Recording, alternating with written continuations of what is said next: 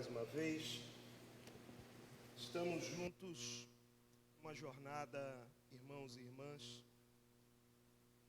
para aprendermos mais sobre como Deus se manifesta em nosso meio, sinalizando o seu reino. Isso se dá por meio de sinais e prodígios, como temos caminhado aqui ao longo dessa série. Antes de mais nada, eu quero celebrar a tua presença aqui essa noite, mesmo em meio à chuva, a intempéries climáticas, você está aqui. É muito bom ter a tua presença hoje nessa casa de oração, reunidos em Assembleia Solene. Glória a Deus por isso. Abra sua Bíblia, por favor, em Atos dos Apóstolos, capítulo 6.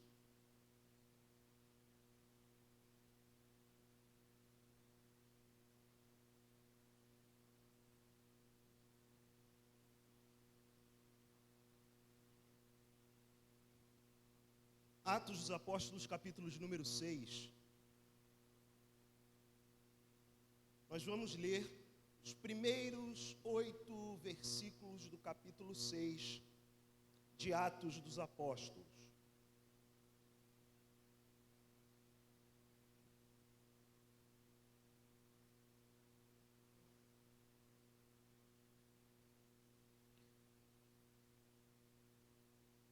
Ora, naqueles dias, multiplicando-se o número dos discípulos, houve murmuração dos helenistas contra os hebreus, porque as viúvas deles estavam sendo esquecidas na distribuição diária.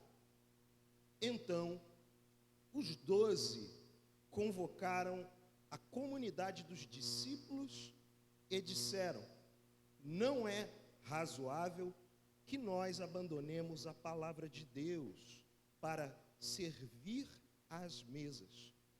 Mas, irmãos, escolhei dentre vós 7 homens de boa reputação, cheios do Espírito e de sabedoria, aos quais encarregaremos deste serviço. E quanto a nós, nos consagraremos à oração e ao ministério da palavra.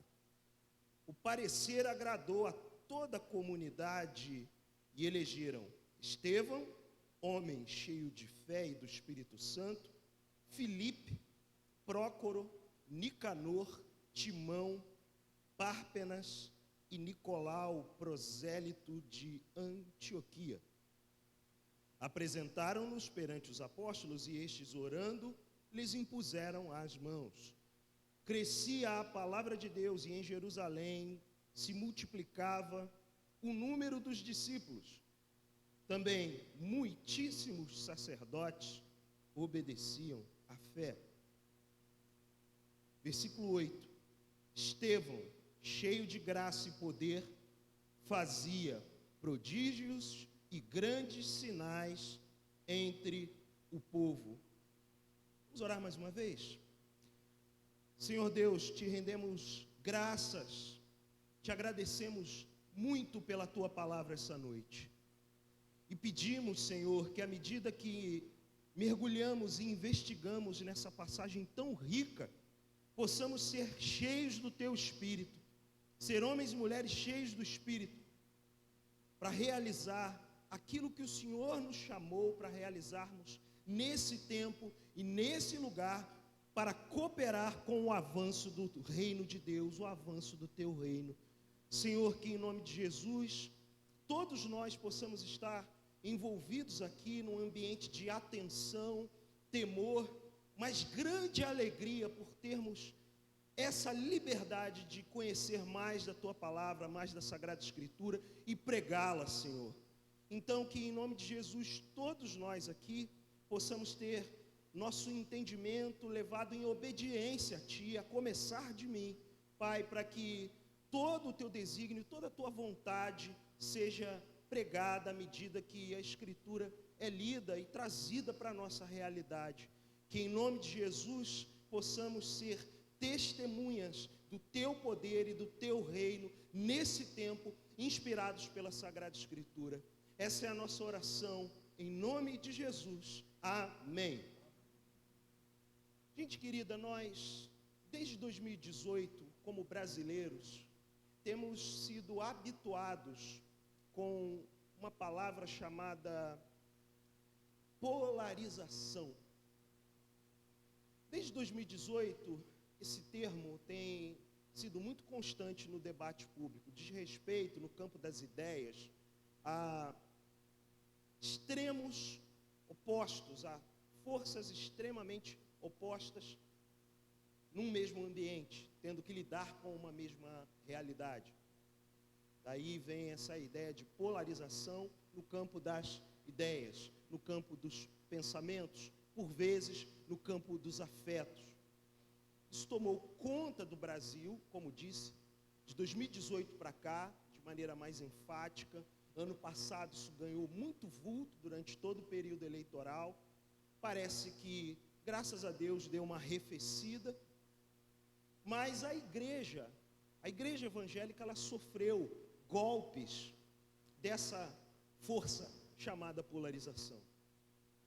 E tais golpes e tais tendências, elas não são novidades que acontecem em razão dos dias terríveis que nós vivemos no tempo chamado hoje, nessa época contemporânea.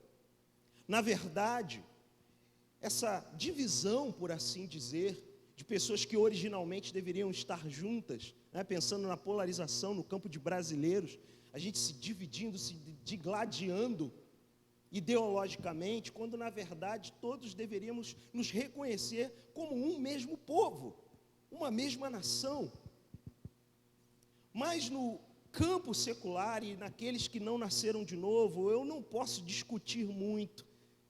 Eu quero pensar para a nossa realidade, para aqueles que foram chamados para ser um só povo, para aqueles que foram chamados para ser igreja, para aqueles que estão aqui essa noite, homens e mulheres que nasceram de novo, a grande maioria, e prováveis visitantes, amigos que têm algum interesse por esse universo, por esse ambiente chamado igreja, senão você não estaria aqui numa noite chuvosa de domingo.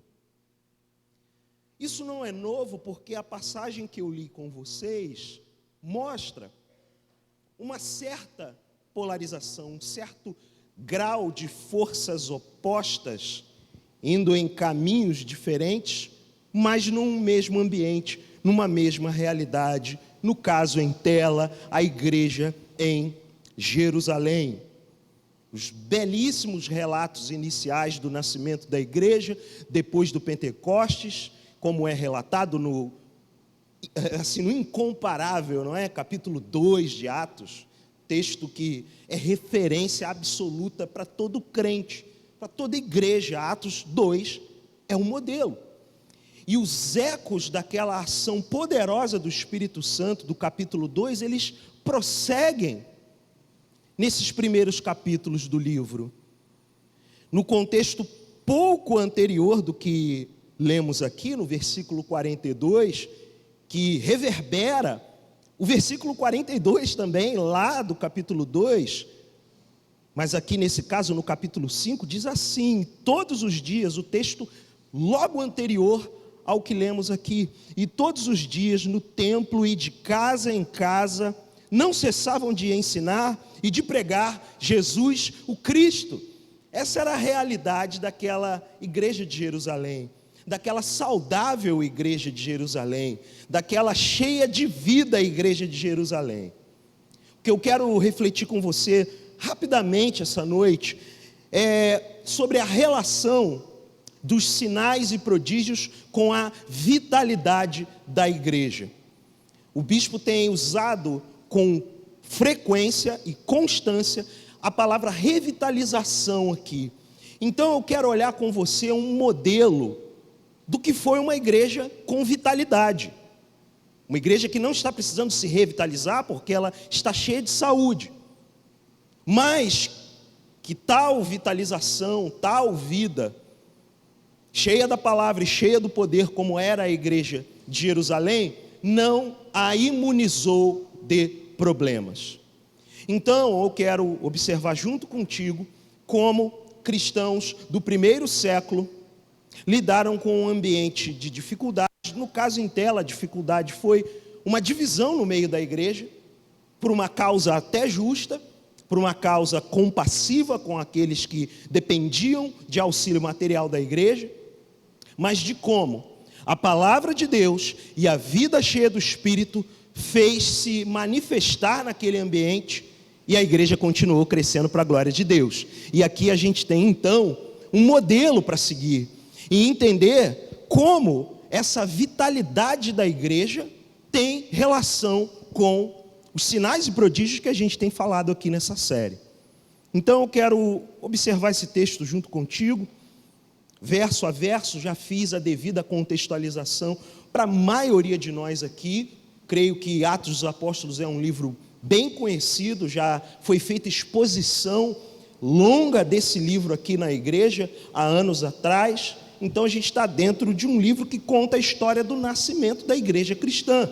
E nesses capítulos, em especial, a igreja de Jerusalém. Não foi a igreja que Jesus plantou diretamente, mas foi a igreja para a qual Jesus destinou os seus primeiros discípulos a plantarem, Jerusalém.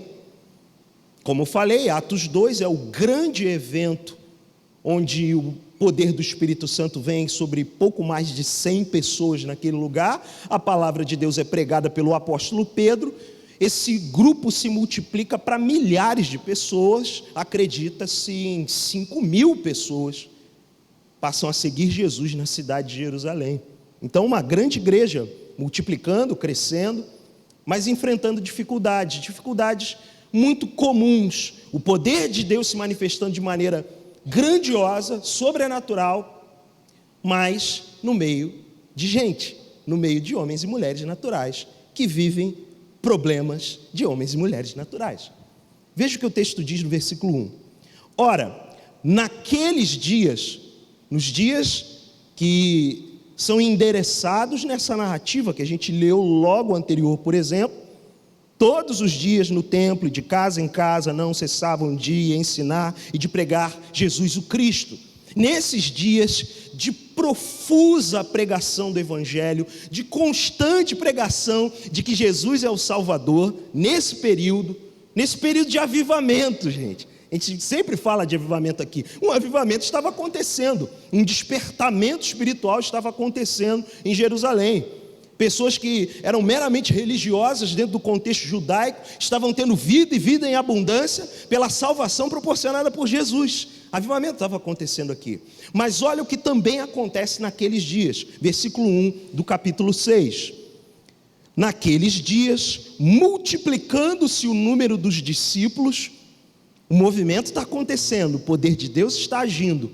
Mais e mais pessoas têm reconhecido Jesus como Senhor e Salvador. Houve murmuração. Estava tudo ótimo, né?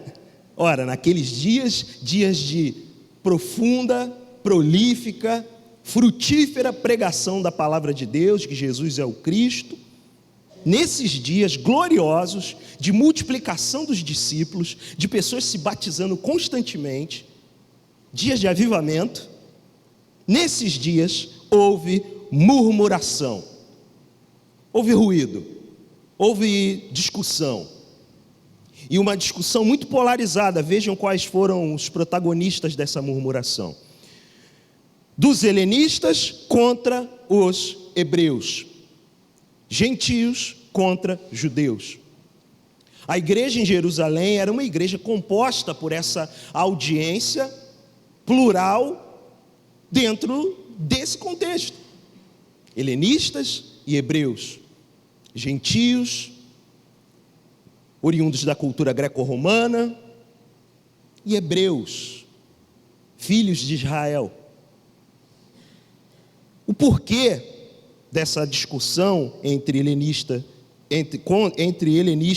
contra os hebreus foi porque as viúvas deles estavam sendo esquecidas na distribuição diária aqui de alimentos. Havia um cuidado, uma prioridade de cuidar de pessoas desamparadas, viúvas, órfãos e pobres, pobres, leiam-se aqueles que não conseguiam se sustentar com o seu próprio suor, o suor do seu próprio trabalho. Então havia essas 3 faixas de público que precisavam de ajuda no meio da igreja de Jerusalém. E houve uma murmuração, houve um debate, houve uma discussão ali. O texto sinaliza para nós como já aqui, e mesmo aqui num ambiente muito bom, naqueles dias de pregação de que Jesus é o Cristo, naqueles dias onde se multiplicavam discípulos, a igreja crescia, naquele tempo glorioso, houve murmuração, houve discussão. E esse episódio é digno de entrar aqui porque há um cuidado de Lucas, o autor do livro, o mesmo autor do evangelho que leva o seu nome, em apontar o cuidado. O primeiro ponto que se destaca aqui é o cuidado com a unidade. A vitalidade da igreja, ela está diretamente ligada à unidade dessa mesma igreja. A busca pela unidade, ela não vai imunizar plenamente a igreja de murmuração. Queridos, esses irmãos viviam num ambiente de comunidade que nós ainda não conseguimos ter uma ideia plena, por razões culturais, temporais e até espirituais. O que aquele povo viveu naquele tempo é algo incomparável. A tentativa de tentar reconstruir isso com as nossas próprias forças pode ser muito desastrosa. Então a gente não quer nem entrar nesse campo de discussão. Olhamos para esses textos, portanto, como Atos capítulo 2, versículo 42 até o 47 em especial, o final de Atos capítulo 4, que fala um pouco dessa vida comunitária tão frutífera, tão preciosa, tão amorosa dos primeiros cristãos. Não olhamos como um texto doutrinário, não se trata de uma doutrina que temos que seguir a par e passo, mas é um documento de inspiração para nós. É a palavra de Deus que deve nos inspirar a viver a igreja, reconhecendo as nossas limitações hoje, reconhecendo a nossa realidade hoje e buscando do alto, buscando do Espírito Santo uma forma de viver essa realidade dentro do nosso devido contexto. O ponto é que, mesmo com toda a glória da igreja em Jerusalém, mesmo num ambiente de plena ação do poder do Espírito Santo, onde os apóstolos até então, os apóstolos em especial, eram aqueles que operavam sinais e prodígios no meio do povo. A gente vai ver até aqui, até o capítulo 6, só os apóstolos sendo usados por Deus nesse ambiente onde a presença de Deus se manifesta e usa a vida de indivíduos, usa a vida de pessoas. Até aqui, só com os apóstolos. Mesmo nesse ambiente, houve murmuração. E o cuidado de Deus para nós de ficar o registro na sua palavra é o olhar para a unidade. O quão importante é, se queremos vitalidade como igreja, olhar para a unidade. E o texto continua no versículo 2.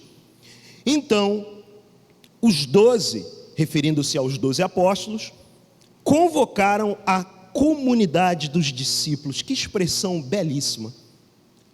A comunidade dos discípulos. E disseram: não é razoável, não é aceitável de maneira plena, não é racional, como algumas versões podem apontar, que nós abandonemos. E aí destaque, se você estiver anotando ou com alguma canetinha luminosa, destaque aí: a palavra de Deus. Não é razoável que nós abandonemos a palavra de Deus para servir às mesas. Os apóstolos aqui, o texto diz que então os 12 convocaram a comunidade dos discípulos e disseram, está no plural, a gente não tem como saber qual dos apóstolos falou isso, ou se isso foi um parecer unânime, decidido entre os apóstolos e comunicado por um deles a esse conselho de discípulos, a essa comunidade dos discípulos. O ponto que fica é, a decisão não é razoável, não é de concordância para nós, não é racional que nós abandonemos a palavra de Deus para servir as mesas. Os historiadores e comentaristas do Novo Testamento vão concordar que esse volume de pessoas que necessitavam desse serviço material, dessa responsabilidade social da igreja, era enorme. Vale lembrar, na primeira pregação de Pedro, de uma comunidade de aproximadamente 120 pessoas, aquilo explodiu para mais de 5.000. E o texto diz, no versículo 1, que naqueles dias multiplicavam-se o número dos discípulos. Existem várias discussões em documentação do Novo Testamento, em comentários do Novo Testamento, sobre que número poderia ser isso. Mas eu quero que você só pense nos 5.000 iniciais, para 12 apóstolos cuidarem. 12 pessoas, 12 homens, cuidando de milhares de pessoas. Não tinha como. Eles tinham um papel prioritário. Eles tinham uma prioridade. Uma segunda coisa que fica destacada aqui também nesse versículo 2, gente, é a superação da sobrecarga numa igreja com vitalidade. Uma igreja saudável não tem sobrecarga de trabalho. Nesse caso, é o trabalho daqueles encarregados com a palavra de Deus. E mais uma vez eu quero te convidar a isso, a destacar no texto, no versículo 2, a palavra de Deus, aquilo do qual os apóstolos não deviam abandonar. E aqui fica claro que há uma superação dessa sobrecarga. Eles reconhecem, sem melindres, e falam, olha, esse trabalho de servir as mesas, esse trabalho de prover o alimento, não dá para nós, não vai ser viável a nós. Não é racional, não é razoável, não é de comum acordo que deixemos de fazer aquilo para o qual fomos chamados para servir as mesas. Eles estão tirando a prioridade do serviço das mesas? Já a gente vai ver que não. Mas eles estão tirando a sobrecarga deles. Eles já têm uma carga, eles já têm um encargo, eles já têm uma função, e essa função é prioritária, é a palavra de Deus, a palavra do Senhor.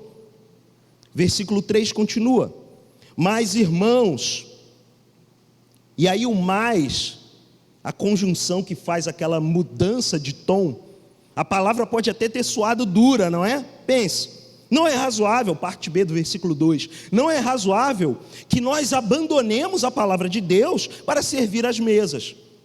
Para um olhar ou para um ouvido incauto, pode soar talvez até um pouco arrogante. Ora, só cabe a nós a palavra de Deus, só cabe para esses apóstolos a palavra de Deus.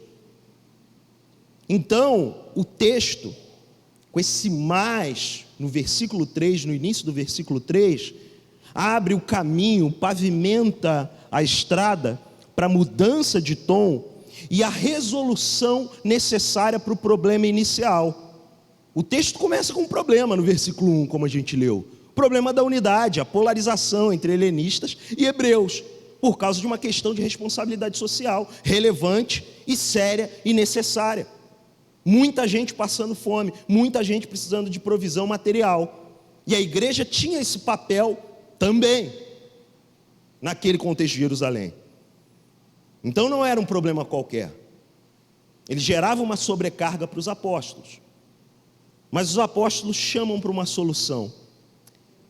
Versículo 3, mas, irmãos, toda vez que os apóstolos se referem aos seus discípulos e à comunidade de discípulos como irmãos, saibam, não se trata de uma mera expressão de tratamento social. Eles, quando chamam de irmãos, estão compreendendo a profundidade que é você chamar uma outra pessoa de irmão.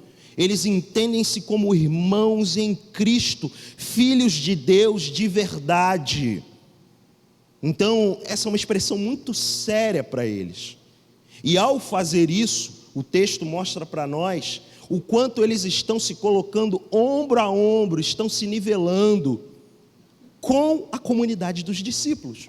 Não se colocando num patamar, não se colocando acima deles por cuidarem da palavra de Deus, por serem apóstolos. Eles estão se colocando ombro a ombro com a comunidade dos discípulos. Escolhei dentre vós 7 homens de boa reputação, e marca agora também, por favor, versículo 3, cheios do Espírito e de sabedoria. Cheios do Espírito.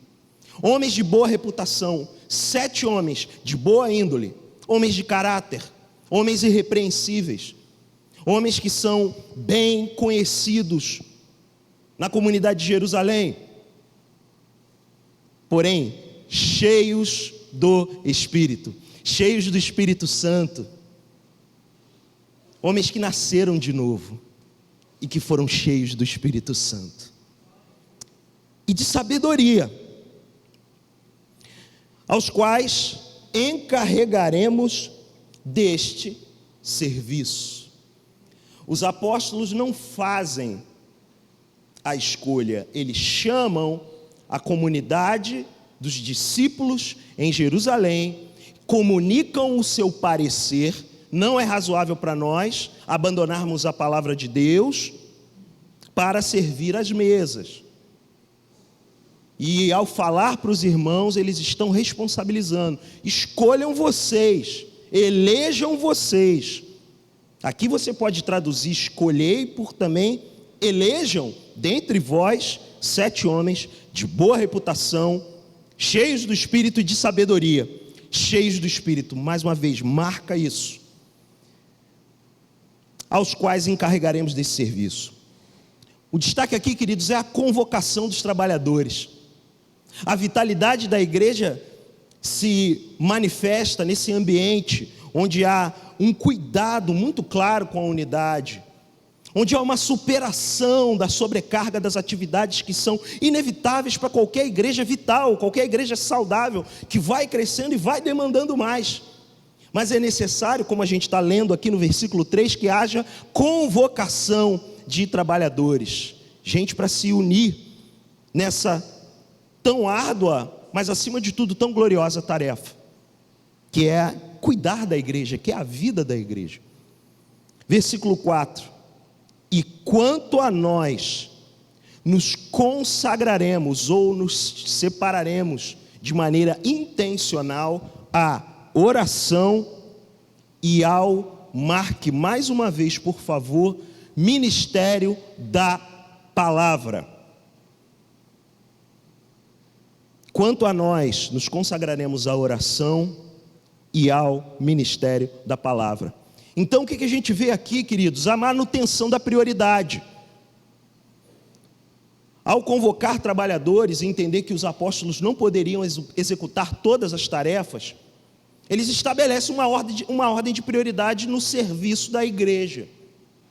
O serviço das mesas era algo que não tinha importância? Claro que não.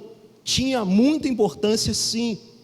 Tanto que há um critério, há um gabarito para o tipo de gente que vai servir. Chama 7 homens para administrarem isso, de boa reputação, boa índole, caráter, vão lidar com recursos materiais, dinheiro,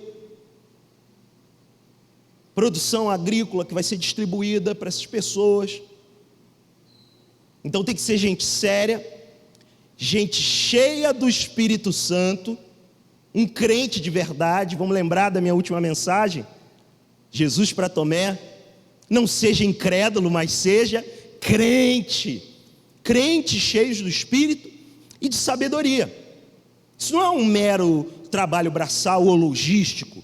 Isso é um trabalho que demanda inteligência, sabedoria, vida cheia do Espírito, caráter.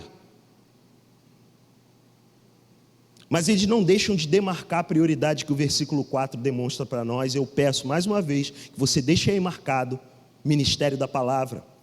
Poderia também colocar a oração e ao ministério da palavra, que estão diretamente vinculados. A consagração necessária, a prioridade dos apóstolos era essa. Versículos 5 e 6. O parecer agradou a toda a comunidade. Falaram a mesma língua, chegaram num denominador comum. Agradou a todos. E elegeram, e aqui a gente tem a escolha, a eleição desses 7 homens. São eles: Estevão, homem, e aí marca mais uma vez, cheio de fé e do Espírito Santo. Estevão, o primeiro da lista, é descrito com essas características, com esses adjetivos. Homem cheio de fé e do Espírito Santo. Filipe, Prócoro, Nicanor, Timão, Párpenas e Nicolau, prosélito de Antioquia, vinculado a Antioquia. Estevão vai ter um papel muito importante aqui na narrativa de Atos dos Apóstolos. Logo no versículo 8, que foi o último que a gente leu aqui, eu vou comentar mais um pouco adiante. No capítulo 6, o resto do capítulo 6 e todo o capítulo 7. Estevão é um personagem de relevância. Filipe também vai ter um papel que é bem descrito no capítulo 8 do mesmo livro. Diáconos. São esses os primeiros diáconos da história da igreja. Os diáconos da igreja de Jerusalém. Embora, queridos, a gente esteja debruçado num texto que maciçamente é usado para ensinar o modelo e o paradigma dos homens que vão servir no ministério diaconal, o bispo anunciou aqui, a gente vai ter, graças a Deus, essas fileiras aumentadas, alargadas, com mais irmãos servindo no ministério diaconal da igreja. Mas para além de um modelo, para além de um paradigma de quem vai trabalhar diretamente como diácono, eu quero chamar a sua atenção aqui para a igreja como um todo, acolhendo essa realidade e sinalizando o que é uma igreja cheia de vitalidade. Vejam que todo esse processo, ele não foi unilateral por parte dos apóstolos escolhendo quem eles quisessem para o ministério diaconal. A vida da igreja, a comunidade dos discípulos está totalmente vinculada a esse processo. Eu queria chamar a sua atenção para isso. Versículos 5 e 6 eu quero ler mais uma vez. O parecer agradou a toda a comunidade e elegeram, a comunidade elegeu Estevão, homem cheio de fé e do Espírito Santo, Filipe, Prócoro, Nicanor, Timão, Párpenas e Nicolau, prosélito de Antioquia. Apresentaram-nos perante os apóstolos, a comunidade levou esses nomes, levou esses irmãos aos apóstolos. São esses os 7 homens selecionados. E estes, os apóstolos, orando, lhes impuseram as mãos. Ordenaram esses 7 homens ao ministério diaconal. A imposição de mãos é uma expressão litúrgica e espiritual que capacita aqueles homens para o serviço do ministério. A palavra diz, como nós lemos aqui claramente, desde o versículo 3, que os homens deveriam ser cheios do Espírito para aquela função. Então, alguns comentaristas até olham para esse versículo 6 aqui consideram que na imposição de mãos dos apóstolos houve uma capacitação sobrenatural para esses 7 homens. Alguns vão por essa direção, outros não. Eu sou desses que não concorda com isso. Eles já eram homens cheios do Espírito. A condição sine qua non, a condição primeira para que eles fossem eleitos para o ministério diaconal era ser cheios do Espírito Santo. Eles só tiveram a confirmação com a imposição de mãos dos apóstolos. Isso não diminui a ordenação com a imposição de mãos, mas também a imposição de mãos não deve diminuir o que Deus já fez na vida daqueles homens. Ele já os encheu do Espírito Santo. E aqui, gente, até esse versículo 6, a gente chegou e eu pedi em algumas vezes, chamei sua atenção para as palavras, palavra de Deus, logon toutel, do grego, e cheios do Espírito, ou variações disso, cheios do Espírito, cheios de sabedoria e fé, e por aí vai. Basicamente, quando pensamos nessa relação entre sinais e prodígios e vitalidade da igreja, nós hoje, no Brasil de 2023, nos dias de hoje, a gente pode incorrer num risco de querer fazer uma engenharia reversa. O que eu quero dizer? A gente pensa que a vitalidade da igreja vai vir pelos sinais e prodígios.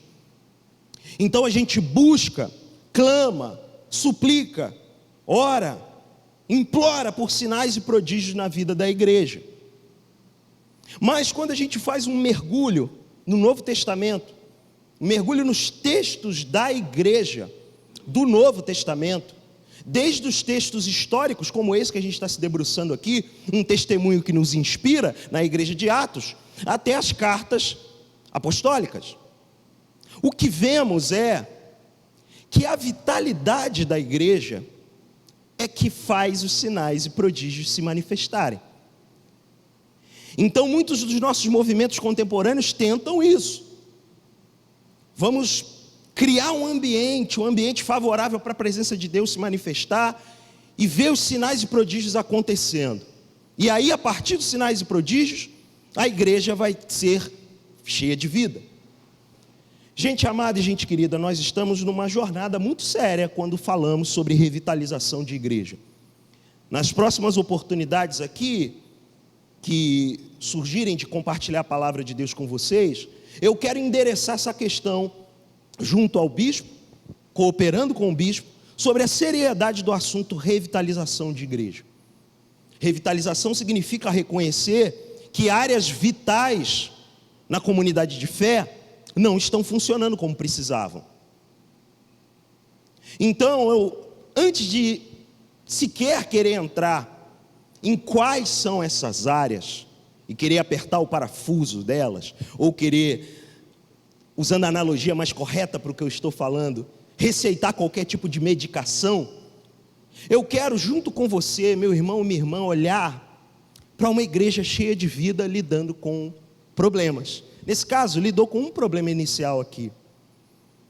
E o que a igreja de Jerusalém, cheia de vida, que eu acho que é inspiração para todo crente que quer ser cheio do Espírito, todo crente que quer ser cheio da vida, que proclama o Evangelho para o perdido, que tem fé para orar, que não se entrega para as condições do século presente, todo crente olha para Atos dos Apóstolos e tem ali, poxa, um livro especial, conhece, já leu.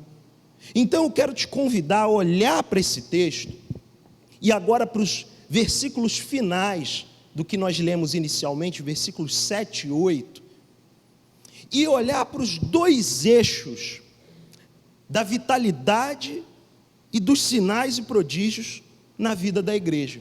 Os dois eixos principais e inegociáveis para gerar essa vitalidade, para dar essa substância como igreja, para que aconteça pela fé, e eu creio que temos fé aqui, irmãos, para que se cumpra aquilo que a gente lê lá em Marcos capítulo 16. Os sinais seguiam os que creem. Eu quero vivenciar essa realidade, minha gente. Há muito tempo, há muitos anos eu aprendi dessa forma. Nós não precisamos nos desesperar correndo atrás dos sinais. A palavra de Deus diz, Marcos capítulo 16, os sinais seguem os que creem. Basta crer. Creia, meu irmão, minha irmã. Mas para crer, você precisa ter eixos que te estabilizem nessa jornada. Versículo 7 e 8, volta seus olhos, por favor, junto comigo para o capítulo 8 de Atos. Vitalidade da igreja e sinais e prodígios. Como isso se relaciona? Versículo 7, crescia o que diz? Mais uma vez, crescia a palavra de Deus crescia e em Jerusalém se multiplicava. Veja aí mais uma vez, o mesmo movimento do capítulo 1. Crescia a palavra de Deus e em Jerusalém se multiplicava o número dos discípulos. Também muitíssimos sacerdotes obedeciam à fé. Sacerdotes e levitas que povoavam Jerusalém, que tinham um papel religioso em Jerusalém, que oficiavam religiosamente em Jerusalém, para além da religião, o texto diz, obedeceram à fé. O poder de Deus foi tanto nessa situação, que até aqueles principais oficiais da lei judaica obedeceram à fé em Cristo Jesus. A palavra de Deus crescia. Primeiro eixo que precisa ficar muito claro aqui, fazendo eco com o que a gente leu nos versículos 2 e 4. Eu não pedi para você marcar, não pedi para você salvar essa informação. Versículos 2 e 4, e agora pela terceira vez a ocorrência no versículo 7. Crescia a palavra de Deus. Sem palavra de Deus, sem vitalidade na igreja. Sem palavra de Deus, sem multiplicação de discípulos. Você pode multiplicar quaisquer coisas num lugar religioso, mas discípulo você só multiplica com a palavra de Deus. A palavra de Deus é fundamental, prioritária nessa equação. A ordem dos fatores aqui sim, meu querido irmão e irmã, altera o produto. Sabe por quê? Porque é por meio da palavra de Deus, o Logos de Deus, que o Logos vivo, a palavra viva, o verbo vivo se torna conhecido, Jesus, o Cristo, o mesmo pregado lá em Atos 5:42, que antecede o texto que nós estamos examinando essa noite. Tudo isso diz respeito a Jesus, e esse crucificado, morto e ressurreto e agora exaltado.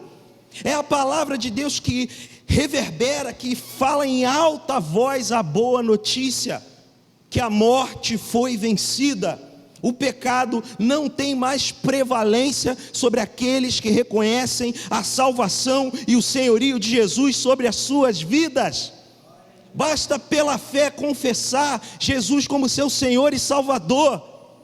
E essa pode ser a sua noite, amigo, amiga que possa estar nos visitando aqui, de ter sua vida transformada e ser incluído nessa família de fé, tendo Jesus como seu Senhor e Salvador. E nós que professamos tão definitiva verdade, não devemos negociar, não devemos manipular a verdade, não devemos nos esconder da verdade. A verdade é a palavra de Deus, e é para ela que temos que correr. A verdade é a palavra de Deus, e ao crescê-la em nosso ambiente de igreja, teremos vitalidade. Como crescer a palavra de Deus entre nós? Entendendo que sim, precisamos concorrer para esse lugar, vir para cá para aprender, para ser ensinado. Por isso eu agradeci bastante você estar aqui essa noite. Francamente, estava vindo para cá com a minha esposa e pensando, e hoje vai estar vazio, né? Não sei o que, para o ranking que tem sido atualmente. Eu dou glória a Deus para quem está aqui. Aprove o Senhor te trazer aqui essa noite para ouvir essa palavra. Eu espero que você fique encorajado a não só você, mas você trazer outros para ouvirem a palavra de Deus nesse lugar, se é que você reconhece que a palavra de Deus é prioridade nessa casa de oração. Então se anime, meu irmão e minha irmã, se anime antes de querer clamar pelas realidades sobrenaturais que rasgam o céu e descem sobre nós. Oi, como eu anseio por isso. Se tem alguém que clama e que anseia por isso, sou eu. Mas não tentemos colocar o carro na frente dos bois. A palavra de Deus tem que ser a prioridade. Eu nem preciso perguntar quem quer ver sinais e prodígios aqui. Eu nem preciso perguntar, é claro que ansiamos por isso.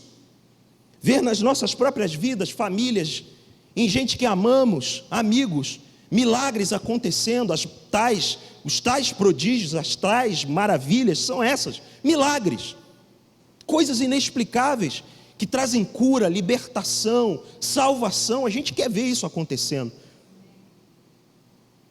Mas a gente não vai ver isso acontecendo se a palavra de Deus não crescer no nosso meio. Estamos juntos nisso?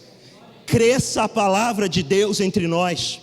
Que cresça a palavra de Deus entre nós, minha gente. É chegado o tempo de urgentemente essa palavra crescer, para além do que fazemos quando concorremos para essa casa de oração. Seja domingo, seja quarta-feira. Que cresça a palavra de Deus no nosso dia a dia. Que cresça a palavra de Deus nas nossas conversações. Que cresça a palavra de Deus na dinâmica diária que temos uns com os outros e individualmente. Que cresça a palavra de Deus. Segundo eixo, e aí vamos ler o testemunho de Estevão, versículo 8.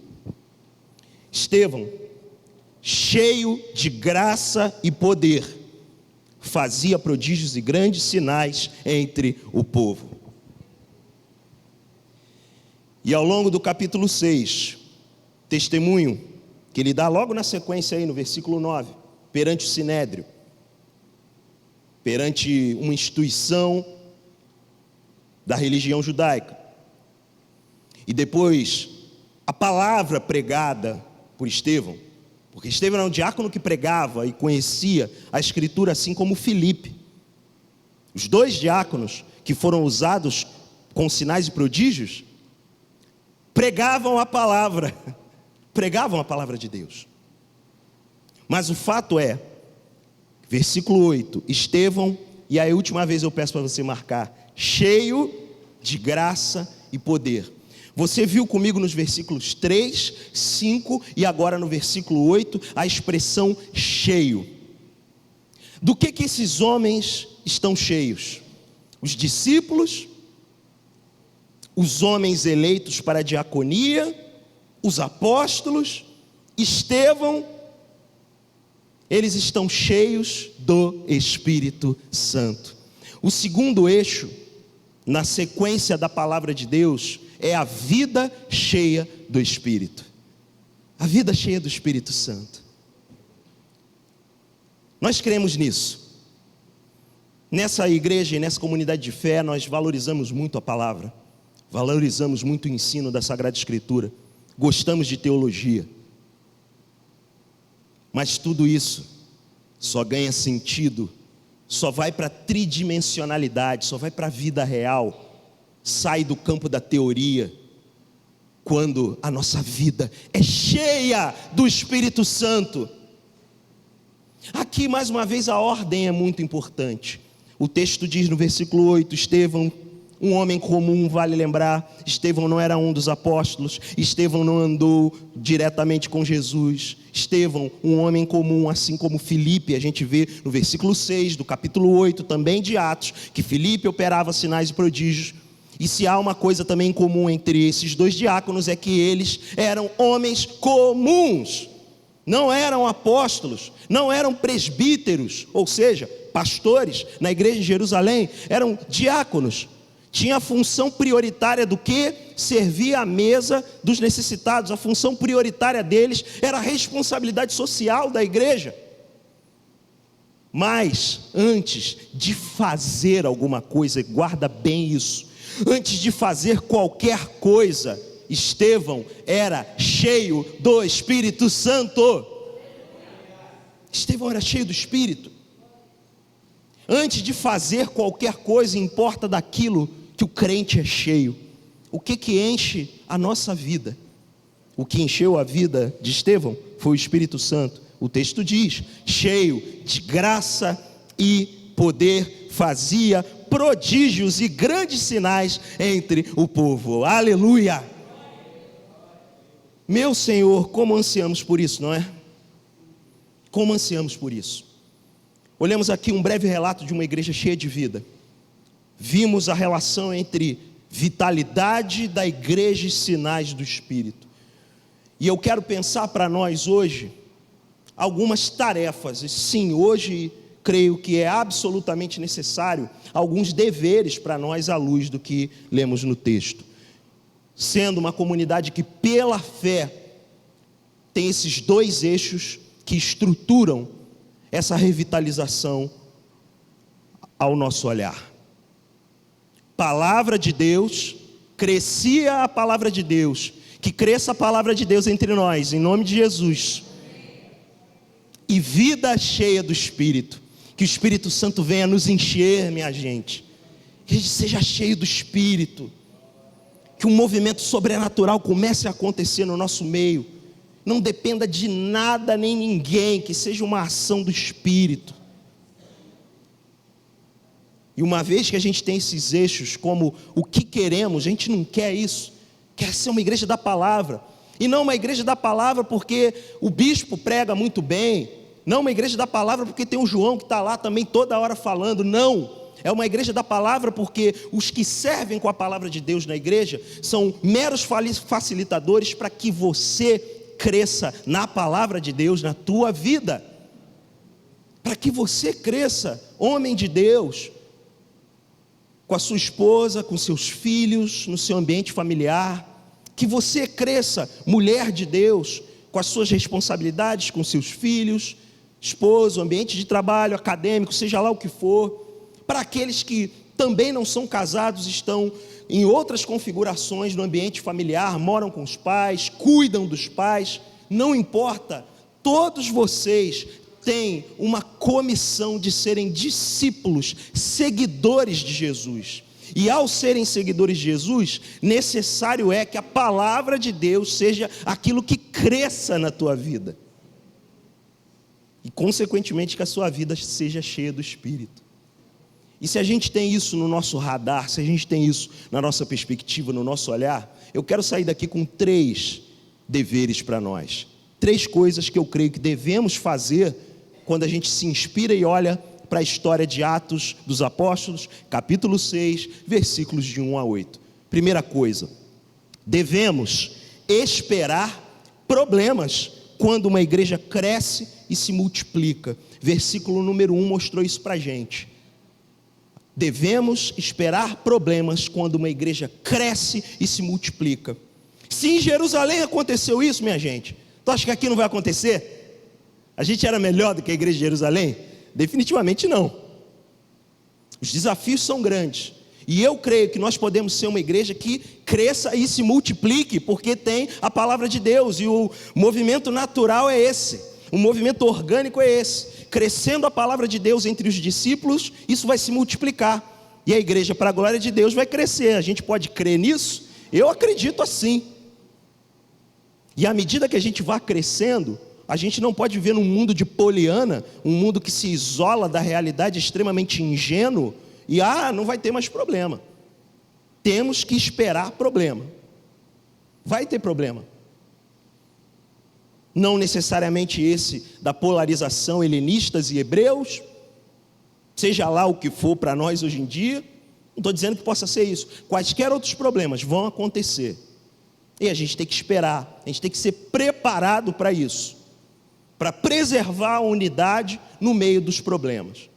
Em segundo lugar, portanto, como um movimento direto, devemos, veja, eu estou endereçando tudo isso com esse verbo, devemos esperar problemas. Em segundo lugar, devemos zelar pelas prioridades bíblicas, fazer ajustes com sabedoria, e agora o mais importante, compartilhar o ministério. Os versículos 2 a 6 mostraram isso para a gente, não é?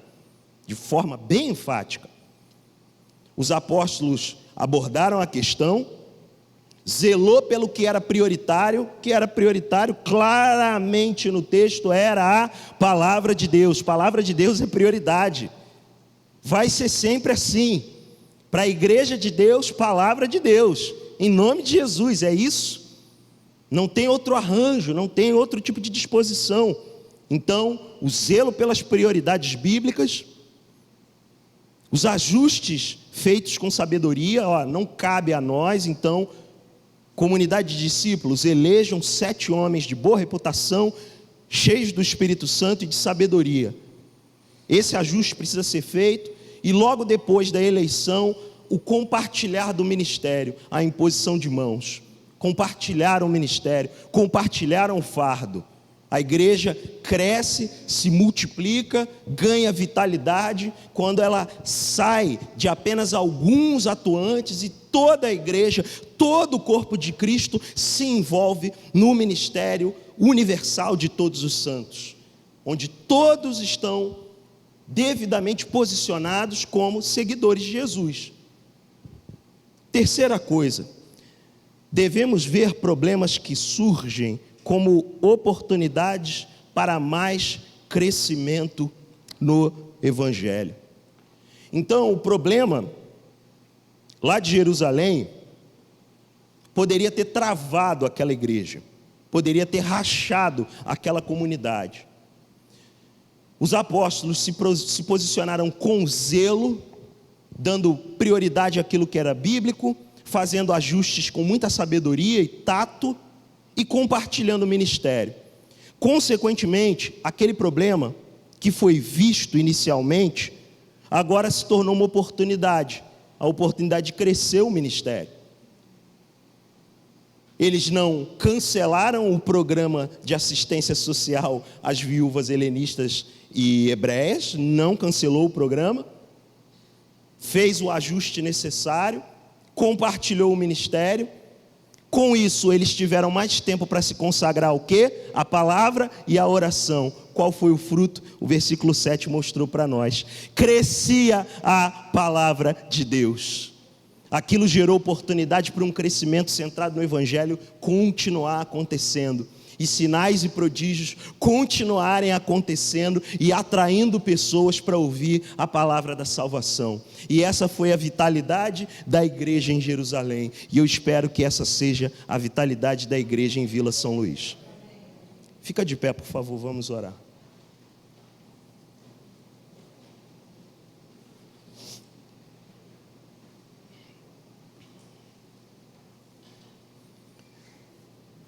Deus Santo, nós estamos aqui na Tua presença essa noite, em mais um culto pelo qual rendo ações de graças, por ter nos trazido em segurança para esse lugar essa noite. Deus, obrigado por contrariar pelo menos as minhas expectativas humanas e chegarmos aqui com um grupo de homens e mulheres desejosos de ouvir a Tua palavra e adorar o Teu santo nome. Obrigado por isso essa noite. Pai, obrigado por esse mês onde celebramos aqui os 28 anos de plantação da Igreja Cristã Nova Vida em Vila São Luís. Obrigado pela vida do Bispo Weber, da irmã Lourdes. Obrigado por todos os irmãos da cooperação, os nossos diáconos posicionados, Zé Devaldo, Ângelo, Pai, todos os obreiros, diáconos em treinamentos, professores e professoras de escola dominical, toda a equipe que facilita na área de louvor e adoração com arte, sonotécnica, todos que servem como obreiros, recebendo, acolhendo irmãos na hospitalidade da igreja, enfim, aqueles que se esmeram na cantina para prover uma comida tão gostosa para a gente, para o ambiente depois do culto, nos domingos à noite. É tanta gente, Senhor, tanta gente se dedicando à obra de Deus, e eu quero render ações de graças por todos os irmãos e irmãs da comunidade de fé que contribuem financeiramente, Pai, que se posicionam em oração e intercessão pelo ministério da igreja. E Pai, eu quero juntar-me aos meus irmãos e pedir que o Senhor venha com o Teu Espírito Santo, Venha mesmo com o Teu Espírito Santo nos capacitar a ser um povo que faz de fato a palavra crescer no nosso ambiente, de maneira intencional, lendo a palavra de Deus, de maneira intencional, dedicando-se à palavra de Deus e à oração. Senhor, em nome de Jesus, que todo o espaço, todo o ambiente de mergulho, de imersão na palavra, não possa ser desperdiçado entre nós, e que sigamos avançando. E Senhor, te suplicamos, vem nos encher do Teu Espírito Santo, vem mudar a nossa vida, vem transformar, Senhor, áreas que precisam ser transformadas, Senhor, espaços e prioridades que ainda não estão devidamente ordenadas na nossa vida, que venha a ordem do reino de Deus sobre nós, e o Teu Espírito Santo nos encha, nos capacite a viver de maneira agradável a Ti, nos dá fé para andar nessa jornada, Senhor. Ilumina o nosso entendimento e aquece o nosso coração, para termos esperanças de ver os sinais do reino de Deus se manifestando no tempo chamado hoje, para a glória do Seu santo nome. Assim oramos em nome do Pai, do Filho e do Espírito Santo. Amém e amém. Deus abençoe.